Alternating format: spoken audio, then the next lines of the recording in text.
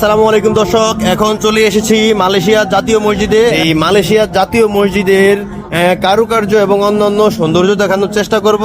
আপনারা সম্পূর্ণ ভিডিওতে আমাদের সাথেই থাকুন।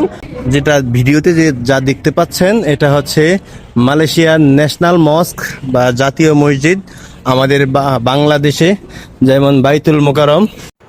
এখানে আরও একটি বিষয় নজর কাড়লো, পুরুষ এবং মহিলারা একই ফ্লোরে নামাজ পড়ে এবং তাদের মাঝখানে কোনো পর্দা দেওয়া হয় না। প্রথম ৩-৪ কাতার পুরুষ নামাজ পড়ে, এরপরে হচ্ছে ৩-৪ কাতার বা ৫ কাতার এরকম গ্যাপ থেকে এরপরে আবার মহিলারা নামাজ আদায় করে, একই সাথে একই জামাতে নামাজ আদায় করে, যেটা আমরা বাংলাদেশে দেখতে পাই না। একটু রেস্ট্রিকশন এরিয়া আছে, ওই যে পুলিশ দেখা যাচ্ছে, সিকিউরিটি, ওই যে জুতা নিয়ে মেয়েরা প্রবেশ করছে। এটা ফরেনার, অন্য দেশের হবে, জুতা নিয়ে প্রবেশ করছে, এই জন্য সিকিউরিটি গার্ডরা বাইরে করে দিচ্ছে। অ্যাকচুয়ালি মুসলিম ধর্মের না হইলে তো তারা এটার মূল্যায়নটা বুঝবে না, এটাই স্বাভাবিক। ওই যে 106 তলা বিশিষ্ট টাওয়ারটাও দেখা যাচ্ছে এখানে। আর মসজিদের মিনার হচ্ছে এটা হচ্ছে মসজিদের মিনার। আর পানিও দেখা যাচ্ছে এখানে, পানির ফোয়ারার জন্য পানি এগুলো রেখেছে এখানে। মসজিদের ইতিহাস ঐতিহ্য তুলে ধরবো। এই যে ইমাম বাসার মসজিদ, এই মসজিদের ডিজাইনটা হচ্ছে এইটা।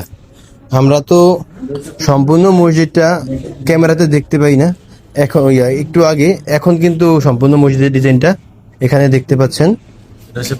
এটা হচ্ছে পুরাতন ডিজাইনটা, আগের ডিজাইনটা।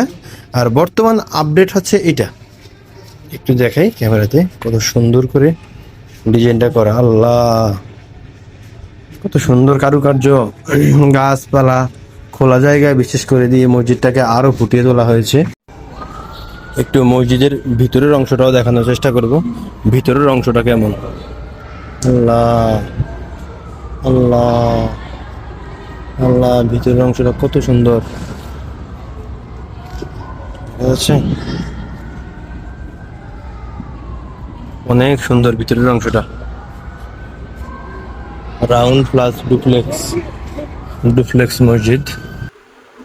এই যে আন্ডারগ্রাউন্ড দেখা যাচ্ছে সিঁড়িতে, এটা দিয়ে হচ্ছে ওয়াশরুমে অথবা অজুখানায় প্রবেশ করে। এই মসজিদের অনেক বড় ওয়াশরুম।